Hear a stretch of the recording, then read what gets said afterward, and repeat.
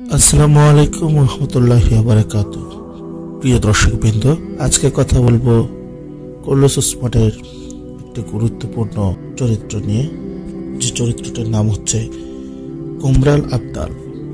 আজকে এমন একজন ব্যক্তির জীবনী নিয়ে আপনাদের সামনে হাজির হয়েছি যে উসমানীয় সাম্রাজ্যে প্রতিষ্ঠার ক্ষেত্রে অনেক অবদান আছে। ওনার জীবনীটি আমরা দুটি বই থেকে সংগ্রহ করেছি।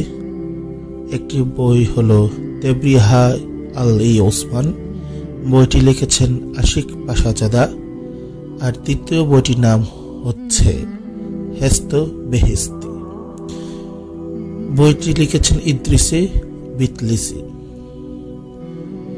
চলুন শুরু করা যাক কুমরাল আবদালের জীবনী।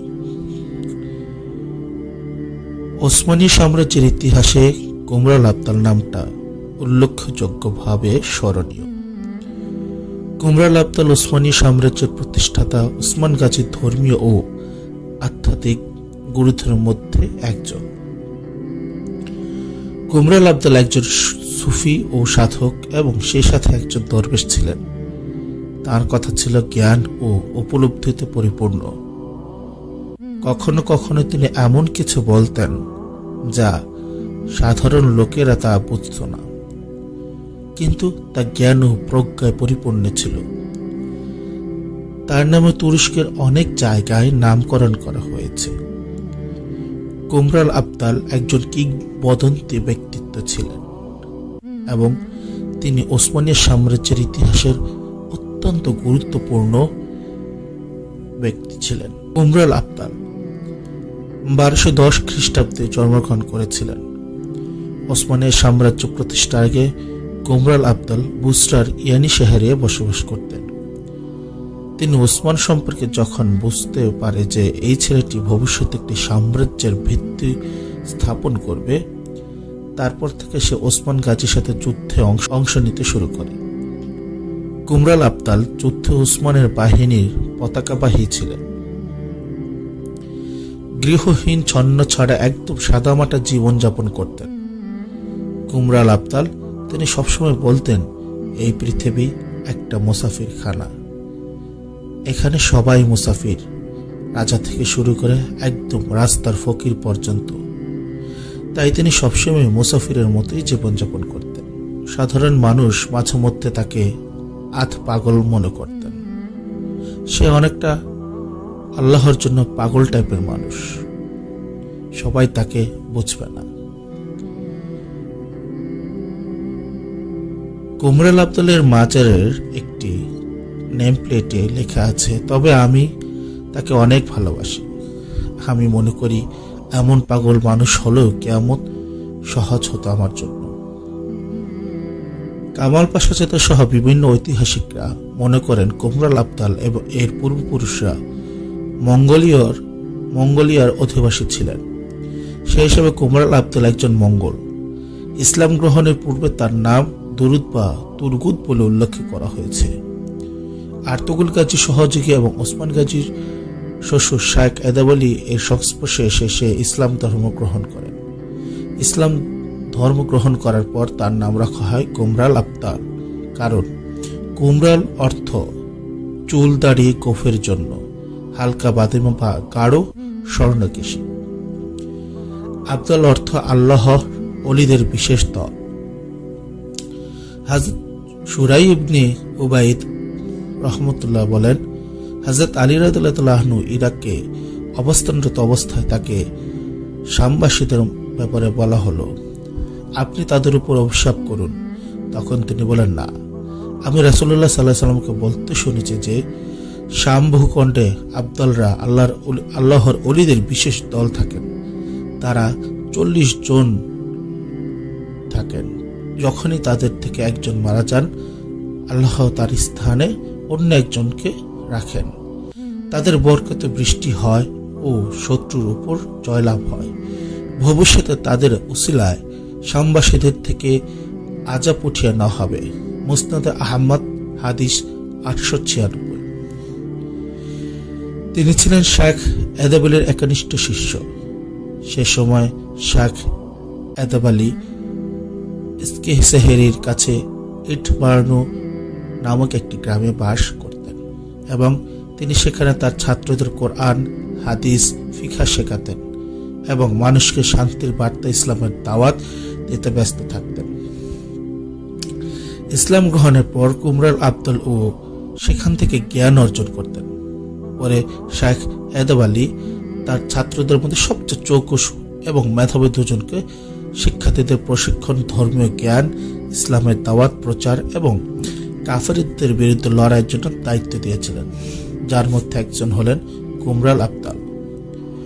কুমরাল আবদাল উসমানীয় সাম্রাজ্যের প্রতিষ্ঠায় গুরুত্বপূর্ণ ভূমিকা পালন করেছিলেন। কুমরাল আবদাল একজন দরবেশ মুজাহিদ। ঐতিহাসিকভাবে শাইখ এদাব আলী সৎ পেশাদারদের একটি সংগঠনের একটি গুরুত্বপূর্ণ অংশ ছিল, যাকে তুর্কি ভাষায় ওহি এবং আরবিতে আখি বলা হয় এবং আহি এই সংগঠনের সাথে যুক্ত দক্ষ ব্যক্তিরা ইসলামী নীতিমালাকে সামনে রেখে বিভিন্ন পেশা গ্রহণ করতেন। কথিত আছে যে ওসমান একবার শাইখ এদাব আলীর বাড়িতে অবস্থান করেছিলেন এবং সেখানে তিনি রাতে ঘুমন্ত অবস্থায় একটি স্বপ্নে দেখেছিলেন। ওসমান দেখতে পান যে তার বক্ষ থেকে একটি বড় গাছ গজিয়ে উঠছে, যার শাখাগুলি সমগ্র পৃথিবীকে ঘিরে রেখেছে। আর ঘুম থেকে ওঠার পর যখন তিনি এই স্বপ্ন শেখ এদাব আলীকে বলেন, তখন কুমরাল আবদালও সেখানে ছিল। আর শেখ এদাব আলী এই স্বপ্নের ব্যাখ্যা দায়িত্ব কুমরাল আবদালকে দিলে কুমরাল আবদাল ওসমানকে সুসংবাদ দিলেন যে তার মাধ্যমে একটি ইসলামিক সাম্রাজ্য প্রতিষ্ঠা পাবে।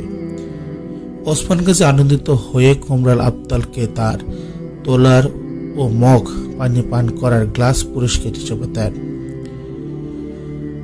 1631 খ্রিস্টাব্দে জন্মগ্রহণকারী আরেক ওসমানিয়া ইতিহাসবিদ আহমেদ দেদে মোনেসকম্বিসি তার ইতিহাস গ্রন্থে উল্লেখ করেছেন যে খিজির আলাইসাল্লাম কুমরাল আবদালকে একটি দীর্ঘস্থায়ী উসমানীয় সাম্রাজ্যের উত্থানের ঐশ্বরিক বার্তা দিয়েছিলেন, আর কুমরাল আবদাল ওসমান গাজীকে এই সুসংবাদ পৌঁছে দেন।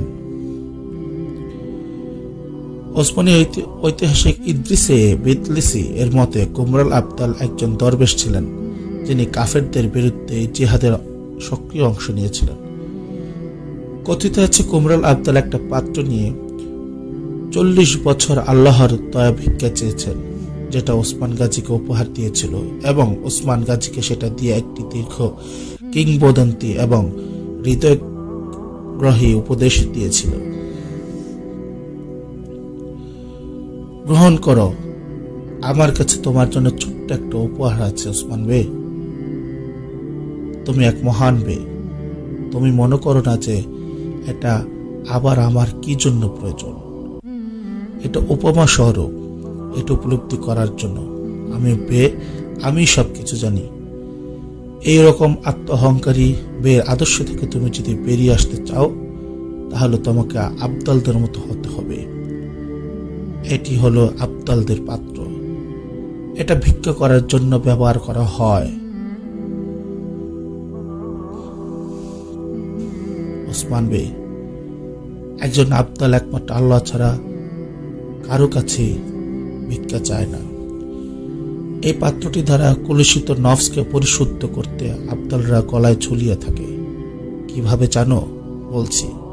তাহলে তোমরা যখন নফস কলুষিত হবে, তখন তুমি একজন গোত্রে বিয়ে হয়েও এই পাত্রটি গলায় ঝোলাবে এবং কল্পনা করবে এই পাত্রটি নিয়ে ভিক্ষুকের মতো পৃথিবীর প্রতিটা মানুষের বাড়িতে বাড়িতে যাচ্ছ। দেখবে তুমি যাদের সাথে একসময় প্রতিদ্বন্দ্বিতা করেছিলে দুনিয়ার অর্থ সম্পদের জন্য, তারা এই অবস্থা দেখে তোমাকে হাসবে, তারা তোমাকে করুণা দেখাবে। তাদের প্রতিটি তুচ্ছ তাচ্ছিল্য তোমার জন্য পুরস্কার স্বরূপ। দেখবে কেউ তোমাকে স্বর্ণ মুদ্রা দেবে, কেউ দেবে খাবার, আবার কেউ বা দেবে কুকুরের খাবার। প্রতিটি দিনে তুচ্ছ তাচ্ছিল্য তোমার ভেতরে থাকা কলুষিত নফসকে একে একে ধ্বংস করে দেবে। তোমার গলায় ঝোলানো এই পাত্রটি হবে তোমার প্রতিদিনের নিত্য সঙ্গী। আর যখন তোমার কলুষিত নফস একদম ধ্বংস হয়ে একদম পরিশুদ্ধ হবে, তখন এই পাত্রটি তোমার মাথার মুকুট হবে। তুমি যখন বিশ্বটাকে নতুন একটা চোখে ভিন্নভাবে দেখতে পাবে। ওসমান বে সমস্ত তুর্কমেনিয়াম, গোটা ইসলামী বিশ্ব, মাতা পিতা পুত্র কন্যা এবং শিশুদের এমনকি আবদালদেরও আশার আলো তুমিই হবে। এই পাত্রটা আমার 40 বছর ধরে নিত্যদিনের সঙ্গী ছিল। আজ থেকে এই পাত্রটা তোমার। এই পাত্রটি একজন বেকে সত্যিকারের বে হিসাবে তৈরি করে। ওসমান বে, তুমি আলেমদের কাছ থেকে জ্ঞান আহরণ করবে। তুমি আলেমদের আপনার তাবুতে জড়ো করবে। বড় বড় আলেমরা, হস্তশিল্পীরা, দক্ষ যোদ্ধারা আপনার তাবুতে এসে একত্রিত হবে। যারা যে বিষয়ে পারদর্শী আপনি তাদের সেই বিষয়ে দায়িত্ব দিবেন। ওসমান বে, আপনি একটি গোত্রের নেতা। পাহাড়ের নেকড়ে, পালের মেষ, প্রবাহিত বাতাস, ক্ষুধার্ত পাখি নিজেদের অভিযোগ দিতে আসবে তোমার কাছে। তাদের তুমি ঠেকাবে কিভাবে? তাদের জন্য পর্যাপ্ত সময় কি পাবে? তোমার আহরণ করা জ্ঞান এবং তোমার কাছে একত্রিত হওয়া ব্যক্তিরাই তাদের দায়িত্ব নেবে। তখন তোমার এই তাঁবুটি হবে পৃথিবীর ন্যায় বিচারের কেন্দ্রস্থল এবং তোমার বংশধরকেই ওসমানীয় হিসাবে স্মরণ করা হবে। ওসমান গাজী সৌগুতের পরবর্তী একটি গ্রাম দান করে সেখানে এদাবেল ও দরবেশদের জন্য একটি দরগা তৈরি করে দিয়েছিলেন। ঐতিহাসিকরা মনে করেন কুমরা আবদাল এর আগে কিছু আধ্যাত্মিক শক্তি ছিল, যার মধ্যে তিনি অনেক কিছু আগে থেকে ভবিষ্যৎবাণী করতে পারতেন। বিভিন্ন সময়ে ওসমান গাজীকে গুরুত্বপূর্ণ তথ্য দিয়ে সহযোগিতা করতেন। তার আধ্যাত্মিক শক্তি ব্যবহার করে ওসমানীয় সাম্রাজ্য প্রতিষ্ঠায় গুরুত্বপূর্ণ ভূমিকা পালন করার জন্য তাকে ওসমানীয় সাম্রাজ্যের আধ্যাত্মিক প্রতিষ্ঠাতা বলা হয়। কুমরাল আবদাল 1286 খ্রিস্টাব্দে মারা যান। এই সময়টা আর্তুগুল গাজীর মৃত্যুর সময়কালের কাছাকাছি। কুমরাল আবদাল এর কবরস্থান বুশরা এসকেহেসের রোডে, বিলেসিকের ইয়াডিলার জেলায়। কুমরাল আবদাল ছিলেন ওসমান গাজীর একজন নিকটতম একজন সঙ্গী ছিলেন, যিনি সবসময় যখন ওসমান গাজী যখন কোনো বিপদে পড়তেন তখন তাকে সুন্দর সুন্দর বাণী শোনাতেন, যা আমরা এখানে দেখেছি।